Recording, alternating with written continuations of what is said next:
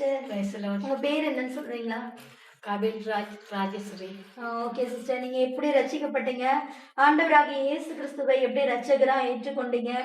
ஏசப்பா எப்படி உங்களோட வாழ்க்கையில வந்தார், உங்களை சந்தித்தார்? இந்த காரியங்கள் எல்லாம் தெளிவா சொல்ல முடியுமா? நான் இந்து குடும்பத்துல பிறந்து வளர்ந்தேன். எனக்கு ஒரு அண்ணா, ஒரு அக்கா, ஒரு தம்பி. அப்பா அம்மா சின்ன வயசுலேயே இறந்துட்டாங்க. அப்போ சித்தியாக்கிற அரவணைப்புல தான் நாங்கள் வளர்ந்தோம். அப்போ நானும் தம்பியும் அப்பா அக்கா அண்ணா எனக்கு 4 வயசு இருக்கே திருமணம் முடிஞ்சு தங்க சொந்த விருப்பத்தின்படி போயிட்டாங்க. எங்களை பார்க்கறதுக்கு யாருமே இல்லை.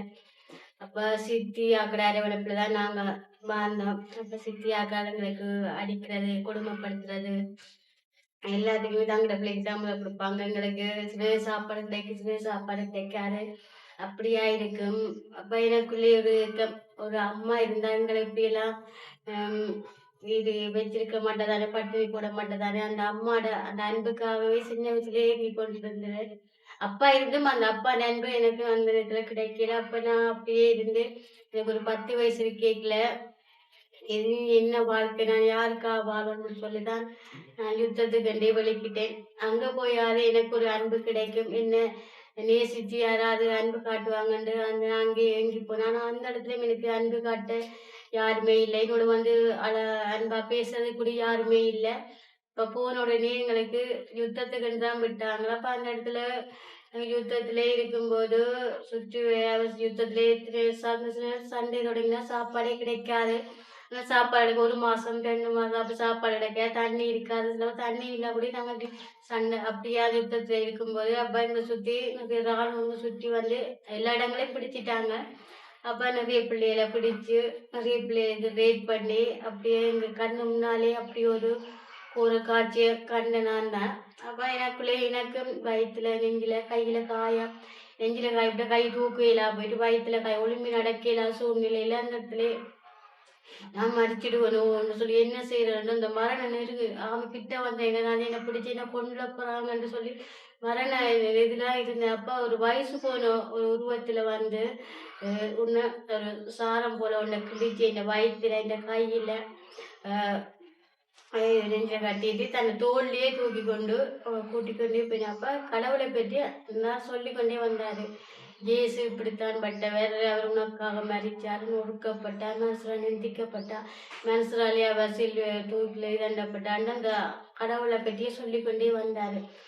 வந்த உடனே பிறகு இதெல்லாம் போயிட்டால் வந்த உடனே நான் கிப்பி தானே உடனே என்னை பிடிச்சிட்டாங்க. எழுதிட்டேன்னு சொல்லி உடனே கொழும்புக்கு தான் கொண்டு போய் நாங்க எனக்கு சித்திரவதை அப்படி கொடுமைப்படுத்தி கொண்டாந்து அந்த இடத்துல எங்களுக்கு அங்கேயும் எங்களை நிம்மதியாக அப்படியே தலைகளாக கட்டி அவ்வளோ ஆட்டி ஆக்கினேன்.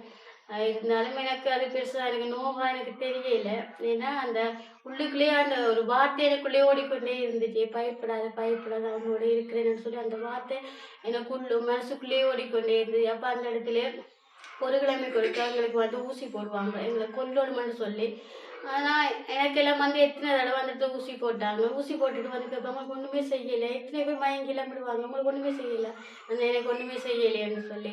அப்படியா இருக்கும்போது எனக்குள்ளே ஒரு வெறுப்பு, என்ன இது ஒரு வாழ்க்கை, இதே நான் விடுதலை ஆகும். அப்போ எனக்குள்ளே ஒரு சொல்லி, இயேசுவே நீ மெய்யான தேவனா இருந்தால் இந்த 1 மாசத்துக்குள்ள நான் வெளியே போகணும்னு சொல்லி நான் அங்கேருந்து எனக்கு ஜெபிக்க தெரியாது அந்த மனசுக்குள்ளேயே பேசிக்கொண்டே இருந்தேன். அப்போ அதே போல என்னோட இருந்தவங்க சொன்னா 1 மாசத்தால நான் இந்த இடத்துல நான் போயிடுவேன்னு சொல்ல.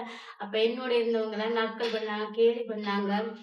நீ மட்டும் பின்னாடி நீ 1 மாசத்துக்குள்ள வெளியே போவ என்று சொல்லி. அப்ப நாங்க இல்லை, நான் 1 மாசத்துக்குள்ள நான் வெளியே போவேன்னு சொன்னோம்ல. அதே போல 1 மாசத்தாலே இவங்க அதில் 15 பேரை விடுதலை ஆக்கினேன். அதில் முதல் 6 பேர் எந்த பேர் தான் வந்தது.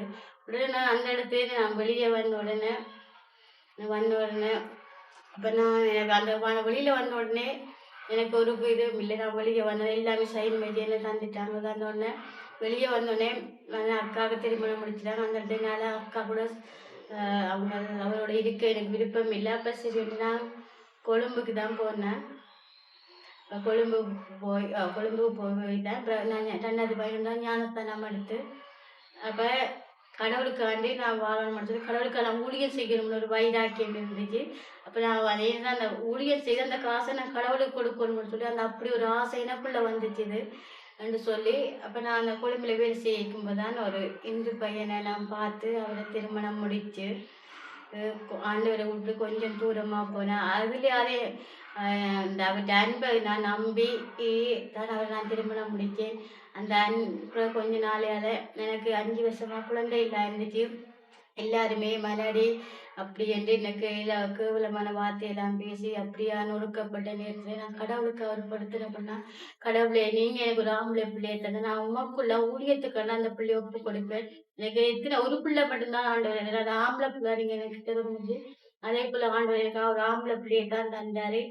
பிறகு எங்களுக்குள்ளே சிறு சிறு சண்டைகள் அது பெரிய ஒரு குழப்பத்துல வந்து அவர் வேறு பொண்ணோடு அந்த தொடர்பா இருக்கிறது. அது எனக்கு சரியா வேறையான இந்த வாழ்க்கை எனக்கு வேண்டாங்கன்னு சொல்லி அன்பெல்லாம் போய் சொல்லி நானாவே அதை உதறி தள்ளிட்டு இந்த சொந்த உறவுகிட்ட அக்கா கிட்ட வந்து அடைக்கலத்துக்கு வந்த இடத்துல அவங்க என்னை ஏற்றுக்கொள்ளல, இந்த பிள்ளையை ஏற்றுக்கொள்ளலன்னு சொல்லி இப்ப நான் கஷ்டப்பட்டு தான் இந்த பிள்ளைய அந்த 6 மாசம் குழந்தை உலகத்து பிள்ளை வைத்து கொண்டு இந்த பிள்ளையை கொண்டு வேலை செஞ்சு சில நேரம் சாப்பாடு இத்தனை பேர் நான் பிச்சு எடுத்துருப்பேன். இத்தனை பேர் இவ்வளவு வார்த்தை நான் கேட்டு பிள்ளை சாப்பா பிள்ளைக்கு போய் எனக்கு போடுங்க அந்த டேர உடுப்பு இல்லைண்டா எல்லா உடுப்புமே அந்த மாதிரி சின்ன வீட்டுல தானே அப்ப நான் போற உடுப்பு கூடயே இல்லை. நான் அங்கே கஷ்டப்பட்டு வேலை செஞ்சு தான் அந்த பிள்ளையும் பிள்ளைய கொண்டே நிறுத்தி கூட ஒரு வீட்டு வேலை ஒரு அம்மா அப்பா அப்ப வேலை செஞ்சு கூட பிள்ளைக்கு வந்து சாப்பாடு தீர்த்தி அப்படி நான் கஷ்டப்பட்டேன். கஷ்டப்பட்டுட்டு பிள்ளைக்கு சரி ஒரு வயசு இருக்கே இல்லை அவட்ட பேர்த்தி என்றான் இனியும் நான் இருக்கக்கூடாதுன்னு சொல்லிட்டு நான் கிணத்துக்கு கடலுக்கு குதிச்சினேன். அப்போ 2 பேர் தான் அங்கேருந்து வந்தாங்க. இவனை காப்பாத்தி ஒரு சேச்சிக்கு தான் என்னை கூட்டி வந்து விட்டாங்க. அப்ப என்னை காப்பாற்றவும் நான் நன்றி சொல்லணும்னு திருப்பி பார்த்தா அவங்க இல்லை. பிறகு நான் அந்த இடத்த சேச்சி போயின உடனே அந்த சேச் பாஸ்டர் மூலமாக பாஸ்டர் ஜெபநாய் மூலமாக யாழ்ப்பாணத்துல வந்து இந்த கிளிநொச்சி காணநைக்கிய சபைக்கு வந்து நானும் என் பிள்ளையும் இப்போ சந்தோஷமா கத்தருக்குள்ள ஒரு அடைக்கலப்பட்டதுக்கு நாங்க சந்தோஷமா வர்றோம். ரொம்ப அழகா சொன்னீங்க. சிஸ்டரோட சாட்சியை கேட்கும்போது இருதயமே நொறுக்கப்பட்டதான ஒரு சூழ்நிலையை எல்லாரும் உணர்ந்திருப்பீங்கன்னு நான் நினைக்கிறேன். ஏன்னா அவங்க சாட்சியை கேட்கும்போது என்னுடைய இருதயமே நொறுக்கப்பட்டது. அதாவது சிறு வயதிலிருந்தே ஒரு அன்புக்காக ஏங்கினதான ஒரு இருதயம். குழந்தையில இருந்தே தாயோட அன்பு இல்லை, தாயோட அன்புக்கு ஏங்கியிருக்காங்க. அந்த தாயோட அன்பு நிரந்தரமா கிடைக்கல. அடுத்தது சகோதர சகோதரிகளோட அன்பும் நிரந்தரமா இல்லை. அன்பு நாடி சரி தேசத்துக்காக நம்ம போய் நம்மளுடைய வாழ்க்கையை கொடுக்கலாம், இது என்ன வாழ்க்கைன்னு வெறுத்து போய் ஒரு யுத்தத்துக்காக தன்னுடைய வாழ்க்கையை அர்ப்பணிச்சாங்க. அங்க இருக்கிறவங்க ஏதாவது அன்பு காட்டுவாங்க, அங்க ஒரு அன்பு கிடைக்கும்னா அந்த அன்புக்காக ஏங்கிதான் போனாங்க. ஆனா அது ஃபுல்லா யுத்த களத்துல எந்த அன்பு கிடைக்கும்? அந்த அன்பும் அவங்க எதிர்பார்த்த அன்பு அங்க கிடைக்கல. அதுக்கடுத்தது தாயை போன்றதான தேவன் மெய்யாகவே அவங்களோட தாயோட அன்புக்கு ஏங்கினாங்க. அந்த யுத்தத்துல அவங்க சந்தித்ததான எல்லா பாடுகளையும் நம்ம கேட்கும்போது உபத்திரவத்தின் குகையிலே உன்னை தெரிந்து கொண்டேன் என்ற வசனத்தின்படி அந்த உபத்திரவத்தின் குகையில ஆண்டவர் அவர்களை தெரிந்து கொண்டார். நான் ஜீவிக்கிற தேவன், நான் உன்னை நேசிக்கிற ஆண்டவர், நான் உனக்காக கல்வாரி சிலுவையில் இவ்வளோ பாடுகளை பட்டேன் என்று ஒரு வயது போன ஒரு முதியவர் மூலமாய் ஆண்டவருடைய அன்பை அவர்களுக்கு ஆண்டவர் தெரிய காட்டினார். அடுத்தது அவரோட இந்த காரியங்களெல்லாம் கேட்கும்போது ஆண்டவர் அந்த சகோதரியை எந்த அளவுக்கு நேசித்திருக்கிறார். அந்த மரண படுக்கையில மரண தருவாயில உயிர் பிரிந்து கொண்டிருக்கிறதான அந்த நேரத்துல இயேசுவோட கல்வாரி அன்பை ஒருவர் மூலமாய் சொல்லி அந்த இருதயத்தின் ஆழத்துல ஆண்டவருடைய அன்பை விதைத்தார். இதை கேட்டுக்கொண்டிருக்கிறதான ஒவ்வொருவரும் யாரெல்லாம் இந்த சூழ்நிலையில கடந்து போயிருப்பீங்க, இப்பொழுது வாழ்க்கையே கசந்து போய் மரணமே முடிவு என்று நினைத்து கொண்டிருப்பீர்கள். மனிதருடைய அன்பெல்லாம் உங்களை மனிதருடைய அன்புகளால கைவிடப்பட்டு அந்த மனுஷனுடைய அன்புக்காக ஏங்கி தவித்து கொண்டிருப்பீர்கள். உங்களுக்கு சொல்றேன், தாயை போன்ற ஒரு இயேசு இருக்கிறார். அந்த கல்வாரி சிலுவையில பலியான அந்த கல்வாரி அன்பு இன்றைக்கும் உங்களுக்காக காத்து கொண்டிருக்கிறது. நிச்சயமாகவே அன்புக்காக ஏங்கி தவிக்கிறதான ஒவ்வொருவரும் இயேசுவை நோக்கி கூப்பிடுங்க. அந்த அன்பை ஆண்டவர் நிச்சயமாகவே உங்களுக்கு தருவார். சிஸ்டர், நீங்க ரொம்ப அழகா சொன்னீங்க. உங்க வாழ்க்கையில கடந்து வந்ததான ஒவ்வொரு பாதைகள்லயும் ஆண்டவர் உங்களை கைவிடாம இருந்தார் இல்லையா?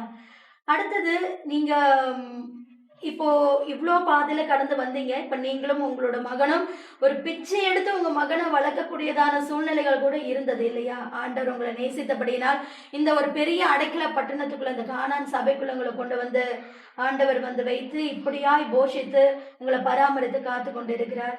ஆண்டவருடைய அன்பை நீங்க இன்னும் அதிகமா அறிஞ்சுக்கிட்டீங்க. ஆண்டவருக்காக ஊழியம் செய்யணும்னு உங்க வாழ்க்கையை ஒப்பு கொடுத்தீங்க. இந்த காரியங்கள்லாம் கொஞ்சம் தெளிவா சொல்லுங்க. இதுக்கப்புறம் ஆண்டவர் சீக்கிரமா வரப்போகிறார். ஜனங்களுக்காக நீங்க கடைசி என்ன வார்த்தைகளை சொல்ல போறீங்க? இதெல்லாம் கொஞ்சம் சொல்லுங்க. நான் இந்த கானான் ஐக்கிய சபைக்குள்ள வந்த பிறகு இங்க காட்டுற சிஸ்டர் மேல் பாஸ்டர் மேல் காட்டுற அன்பு நிமித்தமாக நான் அதிகமாக ஆண்டவரை தேடும், அவருக்காக இன்னுமாக வைராக்கியமாக வாழணும், இந்த பிள்ளையை கத்தருக்குள்ளாக நான் வளர்க்கணும்னு சொல்லி அந்த ஒரு வைராக்கியம் மட்டும்தான் எனக்குள்ள இன்னைக்கு வரைக்கும். என்னை கூட எத்தனையோ பெண்கள் இந்த சூழ்நிலையில மேசரால கைவிடப்பட்டு நெருக்கப்பட்டு மரண நெருக்கத்துல இருக்கிறாங்களோ அவங்களுக்கு ஆண்டவர் சீக்கிரம் என்ன சந்திச்ச ஆண்டவர் உங்களையும் நிச்சயமா சந்திப்பார். யாரெல்லாம் வேதனைப்பட்டு கை எழுந்திருக்கீங்களோ ஆண்டவர் உங்களை நிச்சயம் என்ன சந்திச்ச தேவன் உங்களையும் சந்திப்பார். ஆண்டவரை நம்புங்க, ஆண்டவரை நம்புறோம். ஜனங்கள் ஒருபோதும் வெக்கப்பட்டு போகுது. ஆண்டவரை நம்புங்க, ஆண்டவரை கை பிடித்துக் கொள்ளுங்க. ஆண்டவர் ஒருபோதும் கைவிட மாட்டார், விடுதலையாக்குவார். ஒரு தாயை போல ஆண்டவரை தேற்றுவார், வழி நடத்துவார். என்ன இவ்வளவு காலம் ஆண்டவர் எல்லா தேவையுமான என்னை சந்திச்சு வழிநட்டு அதே போல உங்களை ஒவ்வொருத்தரையும் ஆண்டவர் வழிநடத்தி உங்களை நடத்துவார் என்று கர்த்தர். இந்த சாட்சியை கேட்டுக்கொண்டிருக்கிறதான ஒவ்வொருத்தருக்கும் நான் சொல்றேன். அதாவது ஏசாயால ஒரு வசனம் இருக்குது. கைவிடப்பட்டு மனம் நொந்தவளான ஸ்திரியை போலவும் இளம் பிரயாயத்தில் விவாகம் செய்து தள்ளப்பட்ட மனைவியை போலவும் இருக்கிற உன்னை கர்த்தர் அழைத்தார் என்று உன் தேவன் சொல்லுகிறார். இமை பொழுது உன்னை கைவிட்டேன், ஆனாலும் உருக்கமான இரக்கங்களால் உன்னை சேர்த்துக் கொள்வேன். இந்த வசனத்தின்படி சகோதரருடைய வாழ்க்கையில அவங்களுக்கு வந்து கைவிடப்பட்டு அன்புக்காக ஏங்கினதான சந்தர்ப்பங்கள்ல ஆண்டவர் கைவிடப்பட்ட சூழ்நிலைகள் இருந்தாலும் கர்த்தர் ஒருபோதும் கைவிடல. இப்போ இந்த சூழ்நிலையில யாரெல்லாம் கடந்து போயிட்டு இருக்கீங்களோ, உங்களோட தாய் தகப்பனால, சொந்த பந்தங்களால, உங்களை மனமுடித்த கணவனால, இல்ல அன்புக்காக நீங்க ஏங்கி தவிச்சு கொண்டு இருக்கிறீங்களோ, உங்க எல்லாருக்கும் நாங்க சொல்றோம், ஆண்டவருடைய அன்பு நிரந்தரமான அன்பு, அது நித்தியமான அன்பு. அந்த கல்வாரி அன்பு ஒருபோதும் மாறாதது. மனுஷனுடைய அன்பெல்லாம் மாறி போகும், ஆண்டவருடைய அன்பு ஒருபோதும் மாறாத அன்பு. அந்த அன்பை நாங்க ருசி பார்த்ததுனாலதான் இன்னைக்கு நாங்க சொல்றோம். சகோதரி தன்னுடைய வாழ்க்கையில மரணத்தையே முடிவாக கொண்டு போனாங்க. ஆனாலும் அவர்களை நேசித்ததான ஆண்டவர் விடவில்லை. இன்ற வரைக்கும் ஆண்டவர் அவர்களை ஜீவனுள்ள சாட்சியாய் வைத்திருக்கிறார். இந்த பாதையில கடந்து போகிறதான ஒவ்வொருவரும் இப்பொழுது ஆண்டவராகிய இயேசு கிறிஸ்துவை நோக்கி கூப்பிடுங்க. உங்களுக்கு ஆண்டவர் மெய்யான சந்தோஷத்தையும் சமாதானத்தையும் ஆண்டவர் தருவார். ஒரு நித்தியமான அன்பை உங்களுடைய இருதயத்துல ஆண்டவர் ஊற்றுவார். மெய்யாகவே ஆண்டவரை இரட்சகராக ஏற்றுக்கொண்டதான எங்களுடைய வாழ்க்கையில ஆண்டவர் ஒரு பெரிய சந்தோஷத்தையும் சமாதானத்தையும் ஒரு பெரிய ஒரு பரலோக நம்பிக்கையும் ஆண்டவர் தந்திருக்கிறார். உங்களுக்கும் அதை தருவார் என்று சொல்லி எங்களுடைய சாட்சியை நாங்கள் முடிக்கிறோம். இந்த சாட்சியை கர்த்தர் ஆசீர்வதிப்பாராக. கர்த்தருடைய பரிசுத்த நாமம் மகிமைப்படுவதாக. ஆமென். Praise the Lord.